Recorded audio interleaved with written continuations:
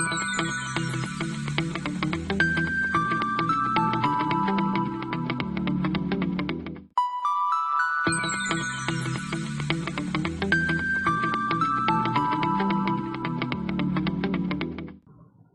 everyone, myself Bautik Trivedi, working as an assistant professor in IT/ICT department of LJ Institute of Engineering and Technology.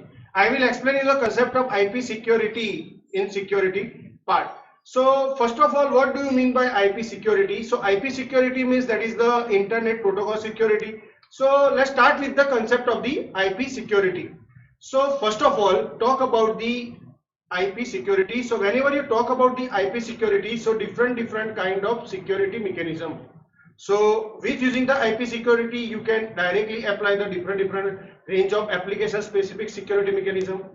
Any example for that? Yes. So S-MIME, PGP, Kerberos, SSL, and HTTPS. So S-MIME means all of you know S-MIME and PGP.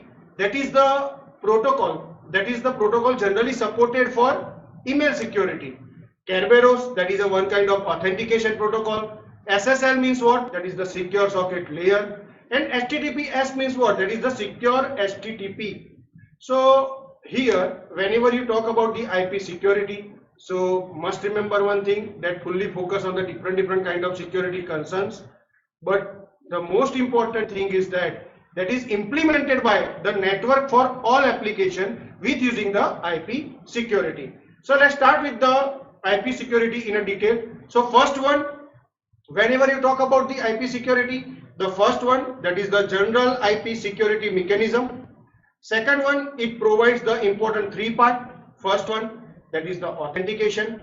Second one, that is the confidentiality. And third one, that is the key management. So authentication, confidentiality, and key management. All of you know, if I want to apply the authentication, so at that time using the which key? So for the authentication, using the sender's private key or receiver's private key. So using sender's private key. Whenever you apply the confidentiality, at that time using the receiver's private key. And the key management generally used for the applying the exchanging of a key and all. So here with using the IP security, that is applicable to use over the different local area network, across the public and private wide area network, and for the internet also. So this particular IP security identified in 1994. So with using the authentication concept encrypted in IPv4 and IPv6. So this is all about the introduction about the IP security. After that, this is the diagram for the IP security using. So here you just see one Ethernet switch is there, then after the IP packet is there, then after the IP payload is there, then after the different network devices is there. Each and every networking device is with different IP security parameters. So at that time, first one, that is the IP, then after send the IP header, then IP security payload, then after the secure IP payload, each and everything that can be transmitted as a frame. So here you just see one Ethernet switch and the different networking devices. And here, whatever the transmission that is in between the public or private network. So whenever you talk about the public network, so that is the part of the internet. So most important thing, whenever you create a diagram for the IP security, so at that time mainly three important parameters. First one, that is the Ethernet switch. Second one, that is the networking devices with IP security. And third one, that is the user system with IP security. So this is the diagram, and in between whatever the frame you send, one containing the two parts and one containing the three parts. After that, what's the benefits? What's the benefits of the IP security? So first one, using in a firewall or router you can use this. So whenever using the concept of the firewall or router, it provides the strong security to all traffic crossing the parameter. Second one, whenever you using the firewall or router, so using the concept of the bypass also. This particular IP security that is below the transport layer, so it directly transparent to each and every application, can be transparent to end users also. And the most important thing, it can provide security for individual users also. That is the benefit of the IP security. It secures routing architecture also. So up to this, whatever the important parameters, that can be the benefits of the IP security. So at that time, most important 4 points: firewall router, bypass, third one transparent, and fourth one providing the security for the individual users, as well as it's securing the routing architecture also. After that, IP security architecture. Then after we talk about the IP security architecture, so at that time, first one, this particular architecture is divided into the different groups. First one, that is the architecture. Second one, that is the AH. What is the meaning of AH here? AH means authentication header. Third one, that is known as a ESP, encapsulating security payload. Fourth one, that is known as a IKE, Internet Key Exchange. And last one, that is the cryptographic algorithms. So up to this, whatever the discussion, that is totally based on the name. Again, I repeat, if you want to use the RF architecture of the IP security, so one RFC, that is 4301, that is the security architecture for internet protocol. Second one, that is the authentication header, that support RFC 4302, that is known as a IP authentication header. Third one, RFC 4303, that is known as a IP encapsulating security payload, that is known as a ESP, encapsulating security payload. Then after the internet key exchange, that is known as a IKE, that is the RFC 4306. And the last one, the different types of cryptographic algorithm, that is the part of IP security architecture. After that, which kind of services, that is the part of the IP security. So each and everything you know, only the name of that. First one, that is known as a access control. Second one, that is known as a connectionless integrity. Third one, that is known as a data origin authentication. Fourth one, that is the rejection of the replay packet. Replay packet means all of you know, that is the retransmitted packets, confidentiality, and limited traffic flow confidentiality. So these all are the services provided by the IP security. After that, then after the two important modes of the IP security architecture. One, that is known as a transport mode, and second one, that is known as a tunnel mode. So what is the difference between that? In transport mode, whatever the data you encrypt, that is only the authenticated IP data. But whenever you apply for the tunnel mode directly encrypted the entire IP packet. Must remember one thing, here only the authenticated IP data, here it applied the entire IP packet, encrypted the entire IP packet. So here, if you want to perform the traffic analysis, third one, that is good for ESP, means all of you know, encapsulating security payload. Here the most important thing in a transport mode, host to host traffic in a transport mode.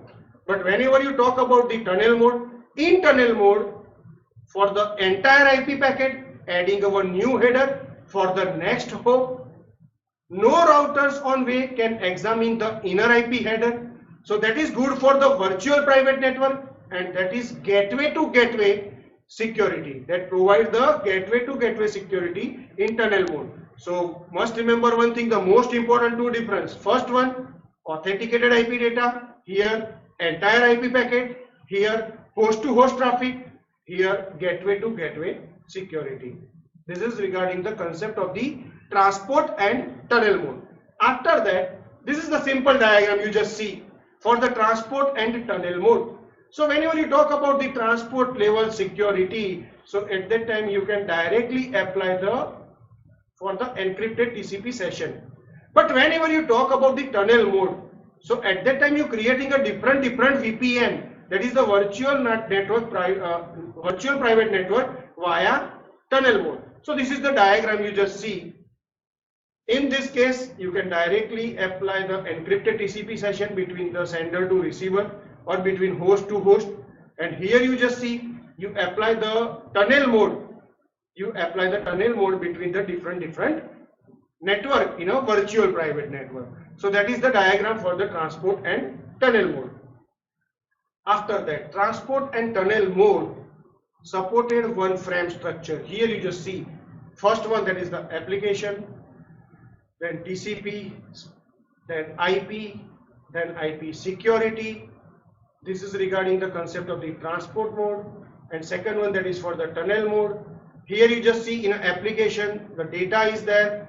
Every time you adding the header, that is the TCP header, then after the IP header, and here using the concept of ESP header and ESP trailer and ESP authentication.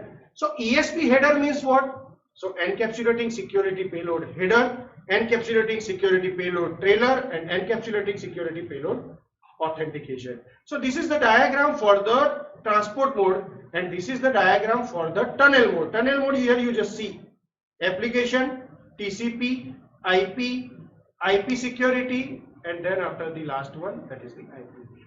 So this is the concept for the transport and tunnel mode, that is the part of the IP security. In this particular diagram, the must remember one thing, in a last thing, every time you add the ESP header and ESP trailer in frame. That is the most important thing for the transport mode and tunnel mode. After that, some talk about the ESP. So what is the meaning of ESP? Encapsulating secure payload means what? So it provides the message content confidentiality. It provides the data origin authentication. It provides the connectionless integrity. It provides the anti-replay service. It provides the limited traffic flow confidentiality. Each and everything, that is the functionality of the ESP. So this particular service totally depends on security association. And this particular service can use a variety of encryption and authentication algorithm. So this is the introduction about the ESP. After that, this is the diagram for that. ESP. So first one, that is the security parameter index. Second one, that is the sequence number. Third one, that is known as a IV, means initialization value. Then after the rest of payload data. Then after the TFC padding. So here you just see ICV means what? Integrity check value. So integrity means all of you know whatever the data sent by the sender and whatever the data received by the receiver, that remain as it is, yes or no. So that is known as an integrity. So this is the simple diagram for the ESP. After that, encryption and authentication algorithm and padding in ESP. So what is the meaning of that? So first, must remember one thing, ESP can encrypt the payload data, apply the padding with using the pad length and next header field. ESP can have optional ICV. So that is the integrity check value. For the integrity means integrity is maintained or integrity is violated. With using this, you can directly check this. ESP using the different kind of concept of the padding also. So how apply the padding with using the concept of ESP? So first one, to expand the plain text to required length. Second one, to align the pad length and next header field. And third one, to provide the partial traffic flow confidentiality. So these all are the different variation. With using this, you can apply the padding using the concept of the ESP. After that, anti-replay service.